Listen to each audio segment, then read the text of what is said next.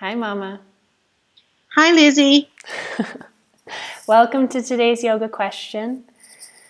I wanted to ask you about the idea of a yoga body, quote unquote. I was in a workshop with you this summer and we were doing some journaling and sharing, and one of the other students said she feels ashamed sometimes that she's a studio owner and a teacher and she doesn't feel that she has a quote unquote yoga body. So, is there such a thing? I think we believe there is such a thing.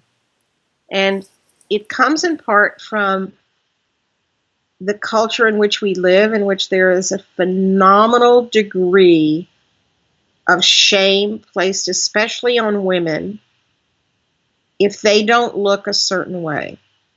And that continues to narrow.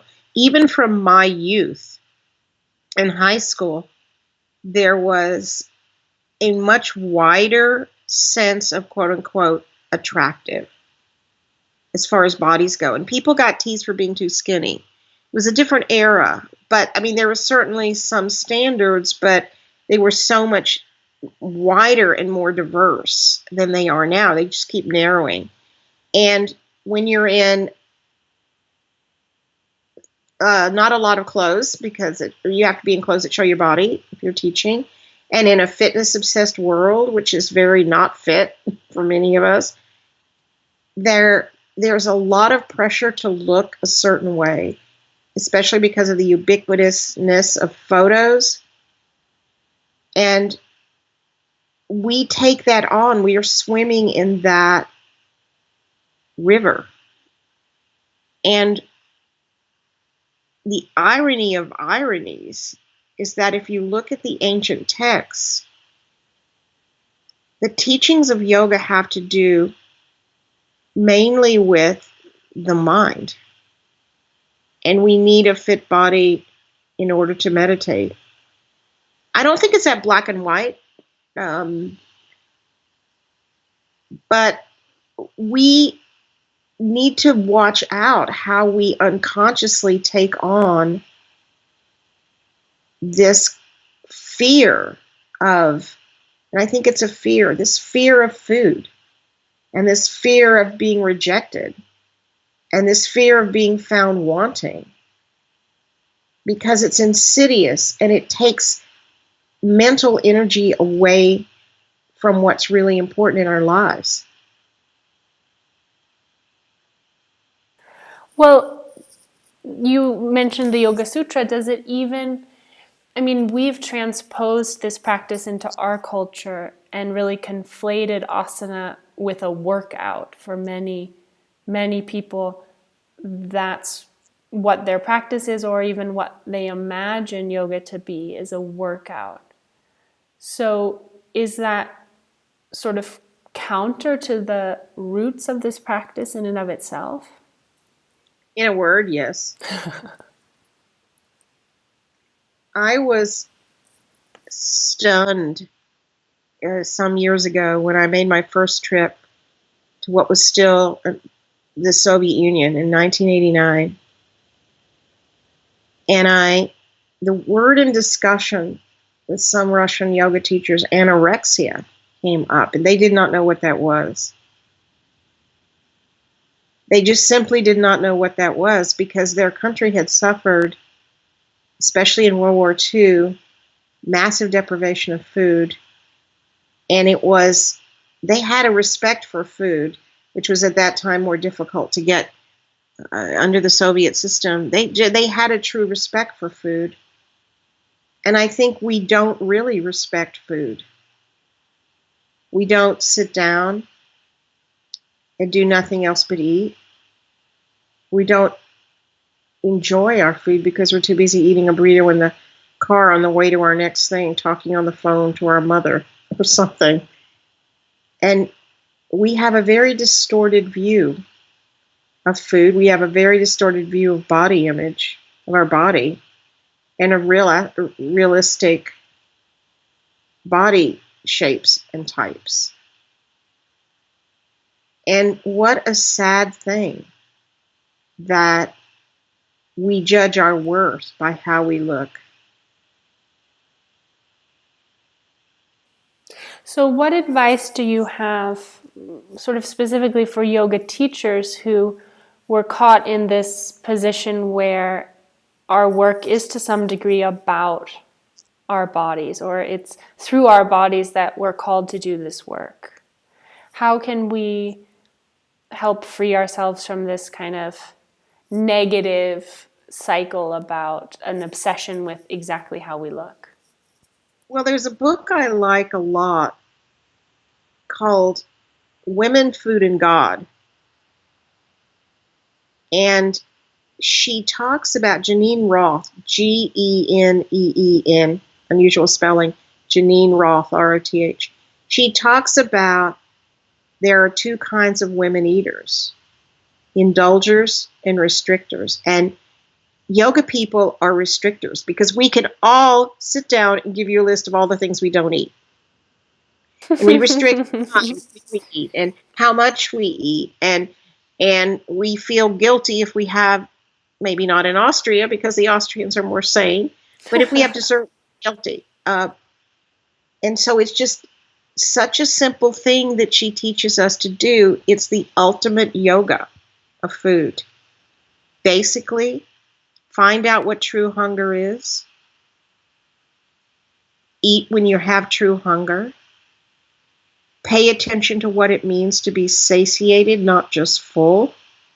Stop when you're full/satiated and eat what you want. Eat what draws you. And I started instituting her approach to food, and it was so liberating. I would leave things on my plate. Don't you want that one more bite? No, I'm done now. And I started letting myself enjoy my food, sitting down. It's another thing she says, just when you eat, just sit down and eat and enjoy your food.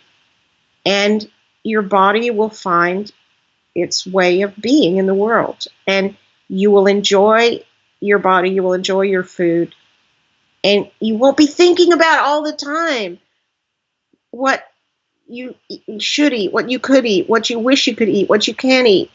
And you will find health. What I did with that when I read this book is I decided that I would eat when I was about a 6 to a 7 on the hunger scale, just my own personal 1 to 10 hunger scale. And I found when I started noticing this was that I would go long periods of time being a 7 or an 8 or even a 9 because of mental reasons. And then I would eat without consciousness because my body was ravenous. And I that was what I noticed. And then I also noticed that the urge to eat something when I wasn't a 6 or a 7, true hunger, what was that about?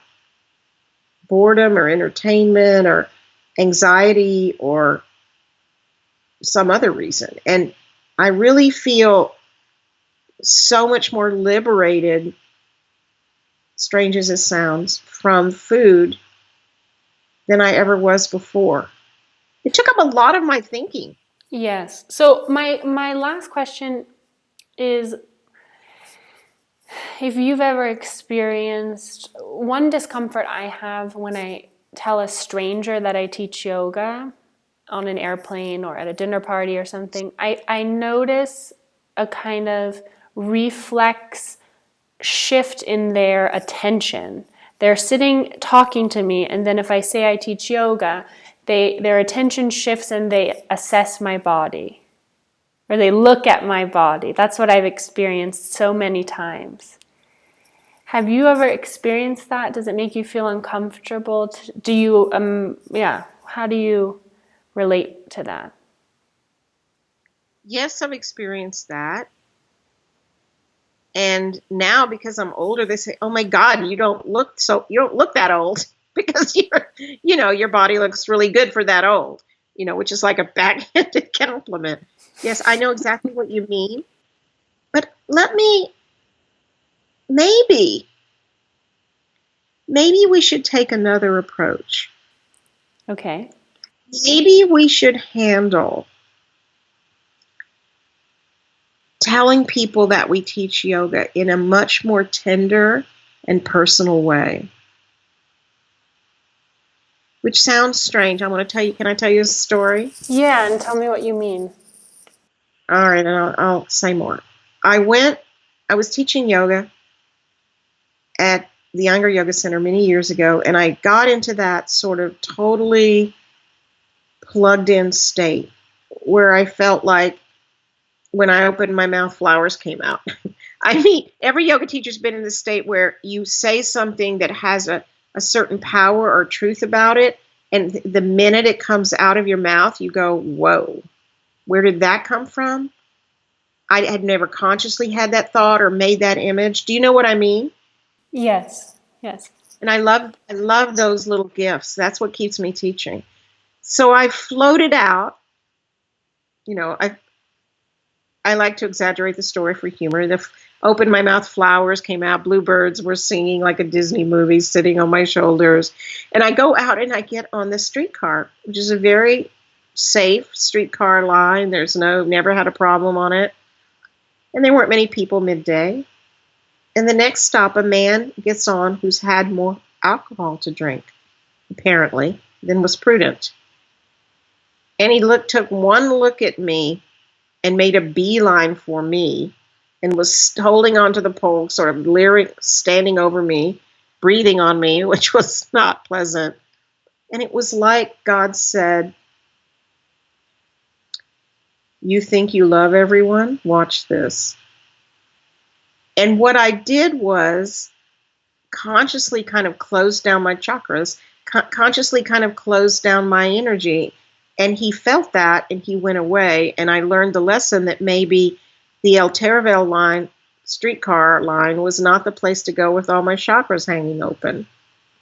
And so what I'm telling you, cue the laughter. That happened to me. It was so immediate. It was such a lesson. And maybe a stranger is not the person to share this intimate thing of practicing to understand, to be present, to deal with consciousness. And what true health is not obviously just physical. It's the health of no suffering. And maybe we should be a little more judicious about saying that. And I would love to hear what your reaction is to that. Yes, I mean, it's hiding it. I'm not talking about hiding it. No, it's something I struggle with because it feels as though it's something too precious to say or too difficult to explain, especially because I teach restorative yoga. And so when I'm standing at a cocktail party or today I was at a luncheon, and sitting across from me is someone who went to grade school with my husband, and she leans over and says, "What do you do for a living?" And it's so out of context. Yes. I feel as though I want to use a euphemism, like, oh, I'm a teacher, or I have an online platform, or I want to just say something that is a bit obfuscating around. And what I've been noticing is just beginning to kind of watch that discomfort. And I haven't yet figured out a good elevator sentence of what to say it is that I do. But why don't you say you teach stress reduction? Yeah. Relaxation. Yeah. People go, "Oh, I want to take that."